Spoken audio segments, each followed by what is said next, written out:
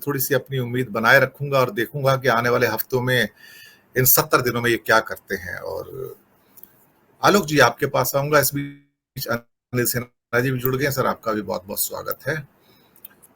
आलोक जी, आप इस सारी पृष्ठभूमि को किस ढंग से देख रहे हैं? रास्ता बहुत कांटों भरा है। आपको बहुत तेजी से बहुत कुछ करना है इसमें। आपको सीटों का गठबंधन है, त्याग भी करना है, आपको कोऑर्डिनेशन भी करना है, एकता भी दिखानी है, और सबसे इंपॉर्टेंट चीज कि आप जनता को परोस क्या रहे हो, वहां पे जो विश्वास पैदा करना है। कि विश्वास जो है वो लोगों का कहीं ना कहीं अभी भी मोदी के प्रति है इंडिया लेवल पे। तो आपको कुछ ऐसा परोसना है जो उसको काउंटर कर सके। आपको भी एक नैरेटिव पैदा करना पड़ेगा। सिर्फ इंडिया गठबंधन बना के वोट नहीं मिलेगा, कुछ तो परोसना पड़ेगा आपको सामने। आलोक जी। धन्यवाद दिनेश जी। मेरा एक मानना यह है कि विपक्षी एकता का सारा जुआ कांग्रेस के कंधे पर रखना उचित नहीं है।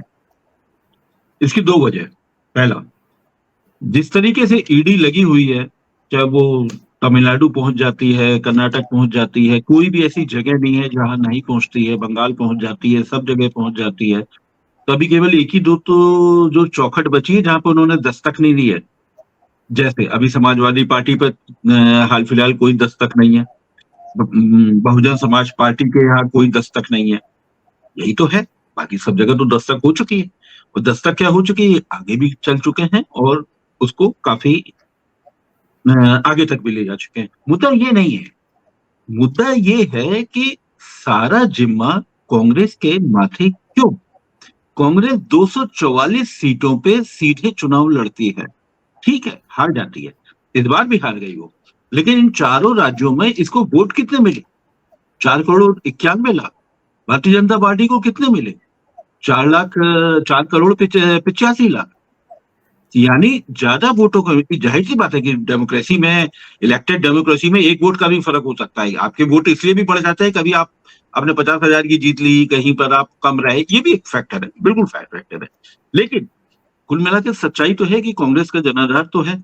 अब कांग्रेस को जो सीख देने के लिए निकलते हैं, मैं ये नहीं कह रहा कि विपक्षी गठबंधन, मेरा मानना है अभी भी है कि 240 से ज्यादा सीटों पे कांग्रेस भाजपा से सीधे लड़ती है। बिल्कुल लड़ती है सीधे। हार जाती है एक अलग मुद्दा है। तो आप कैसे करेंगे? क्या वो 23 सांसद वाली तृणमूल कांग्रेस वो डिक्टेट करेगी? या नीतीश या तृणमूल कांग्रेस का ममता बनर्जी का कितना बड़ा जनाधार है? दक्षिण में कितना बड़ा जनाधार है? गोवा में कितनी सीटें जीत ली थी? नॉर्थ ईस्ट में कितनी सीटें जीत ली थी? लेकिन साहब वो तो बिल्कुल ये कि अगर उनको नहीं बनाया तो वो तो ठसक से कर रही है राजनीति। तो अगर इस सारी ठसक को सहने के लिए कांग्रेस अभिशप्त क्यों हो? पहली बात। दूसरी बात, मुख्य चीज है कि आप नैरेटिव कितना बना पाते हैं। दो चीजें हैं।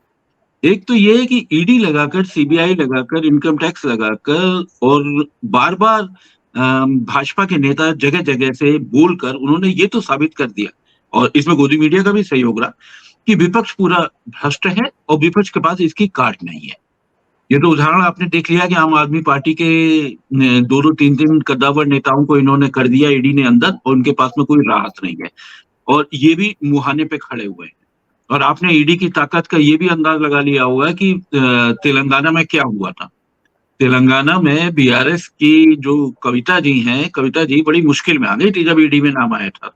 उसके बाद समझौता हुआ और दोनों में आखिरी समय में एक तालमेल भी हो गया, ये भी माना जाता है। ये अलग बात है कि सीटें बढ़ी और भारतीय जनता पार्टी का वोट प्रतिशत भी बढ़ा। मुद्दा ये नहीं है। मुद्दा अभी भी मेरा मानना ये है कि क्या आप नैरेटिव बना पाते हैं? क्या आप पलटकर हमला कर पाते हैं? एक उदाहरण, महादेव ऐप। महादेव ऐप में छत्तीसगढ़ की कांग्रेस सरकार ने, भूपेश बघेल की सरकार ने पूरी कार्रवाई की, जमकर कार्रवाई की। 1.5 साल से कार्रवाई कर रहे थे। फाइलें वहां पर दिल्ली भेज रखी थी कि आप उनको परमिशन दीजिए दुबई जा सके, या ये दुबई में ये लोग काम करें। क्या किसी ने किया? लेकिन उन्हीं चीजों को ऐसा पलट दिया कि अब लग रहा है कि इससे सबसे ज्यादा भूपेश बघेल जिम्मेदार हो गए इसके। इससे क्या निष्कर्ष निकलता है? ये आप सही होने के बाद भी क्या अपने को साबित कर पाते हैं? पहला। दूसरा, मेरे को लगता है, जैसे अभी भी आपने विषय प्रवेश में भी कहा, एक बड़ा आपको सपना देना होगा, एक बड़ा विजन देना होगा, एक बड़ा स्लोगन देना होगा। गैस सिलेंडर सस्ता कर कर, राजलक्ष्मी के योजना चलाकर वहां पर इस तरीके से आपके काम नहीं चलने वाले। चिरंजीवी योजना से काम नहीं चलने वाले, बिल्कुल नहीं चलने वाले। बड़ा सपना क्या है? उन्होंने इतनी बड़ी लकीर खींच दी है।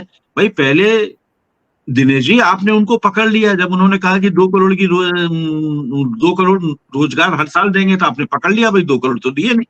उन्होंने कहा किसान की आय 2022 तक दुगनी कर देंगे, आपने फिर पकड़ लिया कि 2022 तक तो दुगनी नहीं हुई। तो अब क्या कर रहे हैं? अब वो सीधे 2047 में ले जा रहे हैं। पकड़िए, अब आप कहां तक पकड़ेंगे? नहीं पकड़ सकते आप। तो यानी आपको सपना इतना बड़ा दे दिया कि आप उसको क्वांटिफाई कर ही नहीं सकते उनके रिजल्ट्स को। आप ये तरफ उन्होंने एक 82 करोड़ के लोगों को राशन बांट रहे हैं, और राशन कैसे बांट रहे हैं? हम आपके पैसे से ही तो बांट रहे हैं, उसमें अपनी फोटो लगा रहे हैं। आप क्या कर पा रहे हैं जी? तो सवाल ये है कि आप अपने स्टैंड को क्लियर कर ही नहीं पाते। आपने जाति वाला मुद्दा चला, बिल्कुल चला, लेकिन जाति गणना वाला, लेकिन आप उसको नहीं मुकाम तक ले जा पाए, उसका मैसेज क्या होगा नहीं पहुंचा पाए। इसके उलट आप जैसे एक आप आदिवासी पार्टियों को लीजिए, इन तीनों राज्यों में भी आदिवासियों में इन्होंने, भारतीय जनता पार्टी ने बहुत अच्छा प्रदर्शन किया तीनों राज्यों में। अगर हम लोग सिलसिलेवार अगर हम लोग समझना चाहें तो मध्य प्रदेश में तो इसने कमाल ही कर दिया। मध्य प्रदेश में इसने 31 सीटें जीत ली आदिवासी इलाके में। ये बड़ी बात है। कांग्रेस 4 ही जीत पाई, जबकि इससे पहले उल्टा था। कांग्रेस ने 2018 में ज्यादा जीती थी, इस बार कम जीत पाए। आपने किया क्या? उन्होंने 2023-24 के बजट में ये घोषणा कर रही थी कि हम ये जनजातीय डेवलपमेंट मिशन बनाएंगे। इसमें 2400 करोड़ इन्होंने बजट आवंटित कर दिया था। उसमें 9 मिनिस्ट्री को काम करना था। और जैसी भारतीय जनता पार्टी की आदत है, वो तमाम पुरानी योजना को भी मिलाकर एक बड़ी योजना का नाम दे देती है। वो उसने दे दिया। इसमें आपकी जल जीवन योजना भी शामिल कर दी, इसमें प्रधानमंत्री ग्राम सड़क योजना भी शामिल कर दी, सब शामिल कर दिया उन्होंने। और करके कितना बड़ा विराट रूप दे दिया, 2400 करोड़ आदिवासियों के डेवलपमेंट के लिए। आपने क्या किया? अगर हम ये भी कहें कि अगर हम लोग, चलिए थोड़ा सा बात करूंगा, इन विधानसभा नतीजों पर काफी बात हो चुकी है। आपने किया क्या? आपने वहां पर राजस्थान में आप बीएपी को साथ नहीं ले पाए। क्यों नहीं ले पाए भाई? आपको मालूम है कि उधर आदिवासी का इतना हो रहा है, उधर बिरसा मुंडा वाले जन्मस्थान पे वो जा रहे हैं, वहां पर रैली को संबोधित कर रहे हैं, बड़ी घोषणाएं कर रहे हैं, लेकिन आपने कुछ भी नहीं किया। तो एक और चीज समझ में आती है पिछले दिनों, एक ये है कि जब भावनात्मक जब मुद्दे जब हावी हो जाते हैं, यानी आप देखिए, आपका लगातार 2019 से आप लेकर के चलिए, आपका शिक्षा नहीं हावी हो पाया, आपका रोजगार नहीं हावी हो पाया, अर्थव्यवस्था की खस्ता हाली नहीं हो पाई, आपकी गरीबी नहीं हो पाई, गरीबी की रेखा की संख्या में लोग बढ़ गए, पॉवर्टी लाइन के नीचे चले गए, वो भी आप नहीं उसको भुना पाए, किसानों का नहीं मुद्दा भुना पाए। इतने बड़े किसान दिल्ली में आकर बैठ गए। आप में बताइए किसने नेता ने कहा? मैं तो मैं उस समय बड़ा गंभीर था। वो मेरा ही मानना था कि कितने नेताओं ने कहा कि क्या भाई आपने एक ऐसा देश देखा है, ऐसा निजाम देखा है जिसने सड़कें खोद दी हो? कितने नेता ने कहा? सपा ने कहा, बसपा ने कहा, डीएमके ने कहा, किसने कहा? तृणमूल कांग्रेस ने कहा। जब यहाँ पर हरियाणा में पूरी की पूरी वो जेसीबी लगाकर सड़कें खोद दी गई थी। यहाँ पर हमारे गाजीपुर में जो आनंद विहार वाला जो हिस्सा है, वहां पर कितनी बड़ी बड़ी 1-1 मीटर की कीलें लगा दी गई थी। कितने लोग बोले? तो सवाल ये है कि आपको जुड़ना पड़ेगा। एक चीज और मैं कहना चाहूंगा, उसके बाद मैं अपने खत्म करता हूं। अब ये है कि समझौता तो ठीक है कि आप गठबंधन करेंगे, लेकिन गठबंधन में ये जो छोटे दल हैं, आप समाजवादी पार्टी को आप कितनी भी सीट दे दीजिए, कितनी भी सीट दे देते, समाजवादी पार्टी की परफॉर्मेंस क्या रही? अब मैं आपको परफॉर्मेंस बता देता हूँ। मध्य प्रदेश में इनको मिले हैं 0.46% वोट, 0.46, आधा परसेंट भी नहीं मिला। 46 सीटों पर लड़े थे। और सपा ने वहां कहाँ किया? छत्तीसगढ़ में मिले हैं 0.04, 0.04। और आपने राजस्थान में किया 0.01। और आम आदमी पार्टी को ले लीजिए, उधर आप गठबंधन के नेताओं की उधर कर्नाटक में बैठक होती है, और उसके बाद तुरंत बाद हमारे अरविंद केजरीवाल जी छत्तीसगढ़ निकल जाते हैं। छत्तीसगढ़ की क्या परफॉर्मेंस रही? 0.9% वोट आम आदमी पार्टी को। भाई आप क्या कर रहे हो? और जबकि मालूम था कि इंडिया गठबंधन आपके एक बड़े कॉज के लिए था, बड़े कारण के लिए था, एक बड़ी समस्या के लिए था, लोकतंत्र के लिए आपने इंडिया गठबंधन बनाया था। इंडिया गठबंधन आपने राज्य सरकारों के लिए नहीं बनाया था, चुनाव साथ लड़ने के लिए। तो यानी आप अपना बड़ा गोल को आप नहीं सामने रख पा रहे हैं। अगर बड़ा गोल सामने नहीं रख पा रहे, और मेरा तो मानना यह है कि अगर समाजवादी पार्टी को इन तीनों राज्यों में कांग्रेस चाहे जितनी भी सीट दे देती, समाजवादी पार्टी उत्तर प्रदेश में इसको 15 सीट भी नहीं देने वाली थी, 10 भी नहीं देने वाली थी। तो ये हकीकत है, तो सब कुछ इसके ऊपर ठीकरा फोड़ना ठीक नहीं है।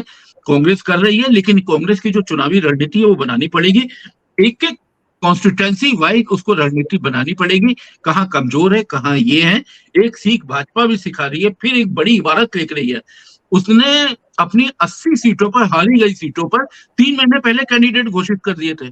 यानी होमवर्क तो बहुत तगड़ा कर रही है, ऐसा नहीं है, उसको आप नकार नहीं सकते भारतीय जनता पार्टी के होमवर्क को। तो आपको भी उतनी ही करनी पड़ेगी, केवल मंत्रणाओं से काम नहीं चलेगा, आपको जमीन पे भी उतारना पड़ेगा। दिनेश।